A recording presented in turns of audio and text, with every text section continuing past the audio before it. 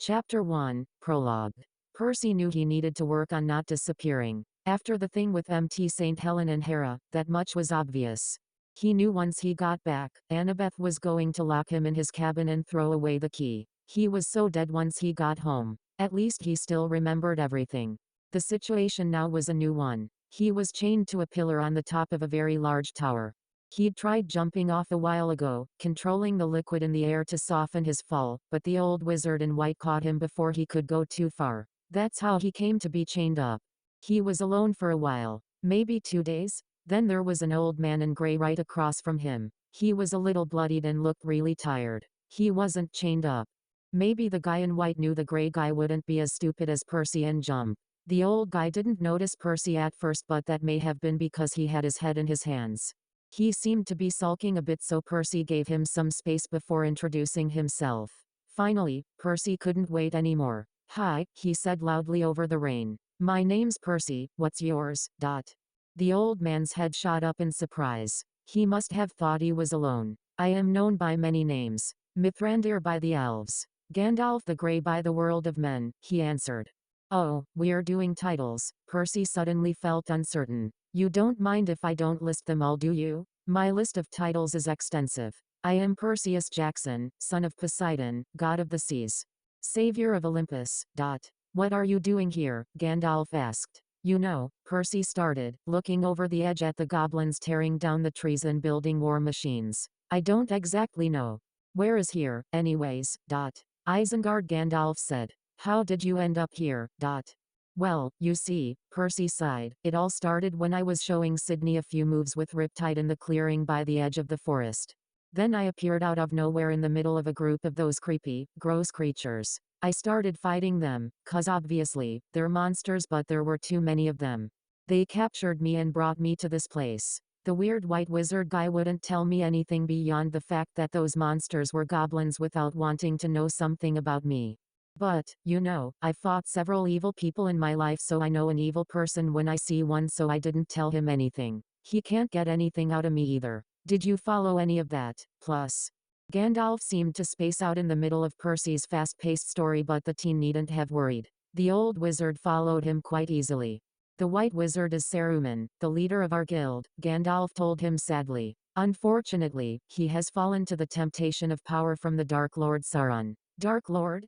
Like that Voldemort guy from Harry Potter?" Percy asked. "Wait, this sounds vaguely familiar. Like that story Annabeth is obsessed about. "I know not of what you speak, but I must get out," Gandalf said. "There are things that must be done if Sauron is to be defeated. Percy smiled. The wizard reminded him a lot of a certain centaur at home. Then he frowned. Thinking about home reminded him of Annabeth. "Tell me, new friend," Gandalf said now, "who is this Annabeth you speak of?" Sighing, the son of Poseidon looked at the horizon, thinking of the one he would spend the rest of his life with. "She is my girlfriend," he said, "but that sounds inadequate. She is beautiful, she is my light in this dark world. She is the one that gives me hope. Plus." Gandalf sat back, a self-satisfied smile on his face. "Oh, the love and passion of the youth," he commented lightly. "We've been through a lot together," Percy continued, ignoring the old man's comment. He probably thought he was too young to be talking like this. "Met when we were 12. She's been with me through every adventure, every war.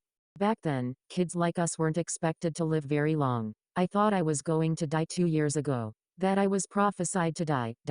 Why?" Gandalf asked, suddenly curious. "Because our parents are pieces of Minotaur dung," Percy answered bluntly. "And complete idiots. Gandalf laughed. He had no idea what a Minotaur was, but he didn't care. He liked this kid. "We train to live as soon as we know what we are, but sometimes that is not enough," Percy continued. "We went through 2 wars. The second of which I disappeared 8 months before. She went through Hades when that happened. Then we both went through hell together, facing our worst nightmares. 2 wars, Gandalf muttered. "How old are you, young man? 18, Percy answered. "This is the 3rd time I've disappeared on her. She and my parents must be so worried." Suddenly, a moth flew by Gandalf's head and his arm snatched at it.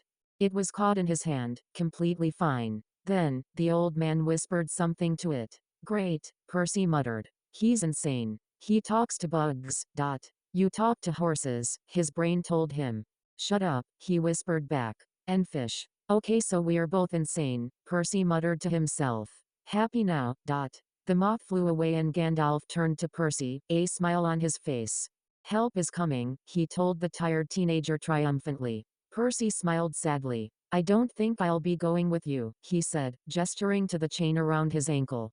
Don't say that, have faith, Gandalf scolded gently. Percy didn't say anything. Somehow, he knew he was right, the old man just didn't want to admit it yet. Crossed swords. Crossed swords. A friendship with Saruman is not lightly thrown aside, the White Wizard said as he approached Gandalf. Percy was pretending to be asleep and was watching through his lashes, but the statement just couldn't go without some sort of retort. Ah, did someone get their feelings hurt?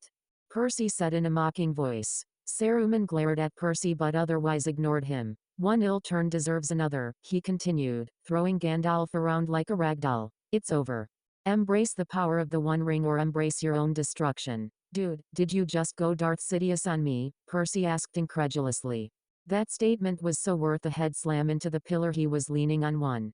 There is only one Lord of the Ring, Gandalf said, giving Percy a look which Percy barely noticed because his head was spinning. There is only one that can bend it to his will and he does not share power, dot.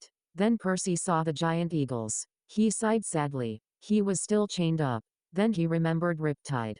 In pen form, still in his pocket. Wow, he was such an idiot. Acting quickly, he brought it out, uncapped it and with one swift strike, the chain shattered. His leg was free. Stumbling up, he ran off the edge of the tower and grunted as he landed on the giant flying bird. Looking back at the lone white figure, he grinned. Soon he'll be able to go home and see his family again.